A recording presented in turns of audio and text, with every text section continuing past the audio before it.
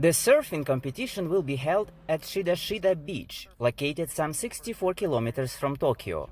American athletes are ready, says the head of USA Surfing. And the waves are breaking over sand, and they're generally not super powerful like you would find in Hawaii. But they're, Caroline Marks grew up in Florida, so she's really used to those types of waves, as did Chloe Andino growing up in San Clemente. So I think our chances for medaling are really good. Four-time world champion Carissa Moore is 28, the youngest team member. She is expected to have a good chance of winning a medal. I've just kind of been surfing and training like I would for a normal event. And I think the more time I've had has actually let me kind of go back to a basic level and really look at my surfing and see where I could make improvements.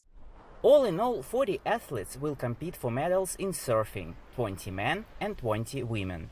They will be competing on shortboards that are known for their maneuverability. Skateboarding will include two disciplines. The first one is street skateboarding, which focuses on flat ground tricks, grinds, slides and aerials within urban environments and public spaces. The second one is park skateboarding, that takes place on special ramps. Among 80 sportsmen competing for medals, 16 are Americans. 16-year-old Bryce Wettstein won the 2019 National Championship for Women's Park and is widely seen as Team USA's top medal contender. I want everybody this year to see that skateboarding can be everything.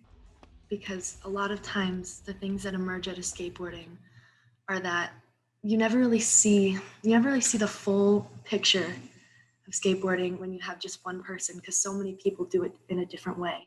Competition is expected to be heated in sports climbing. With only two men and two women representing USA, that's a really high performance that's going to be required to make it not only obviously to the games, but to make it to the qualification, out of the qualification round in Tokyo, and then also into the finals. We just hope they have their best performance on both of those days. Sports climbing features three main disciplines: speed, bouldering and lead. Speed climbing pits two climbers against each other, both climbing a 15-meter wall. In bouldering, athletes scale a number of fixed routes on a 4.5-meter wall in a specified time. In lead, they attempt to climb as high as possible on a wall measuring over 15 meters in height within a specified time. In Tokyo, the three will be combined. I feel proud for the sport of climbing and for the community behind it, because I think that it has a lot to offer the world, and being on the Olympic stage will help it spread what it has to offer. Aside from any result, I just want to compete my best.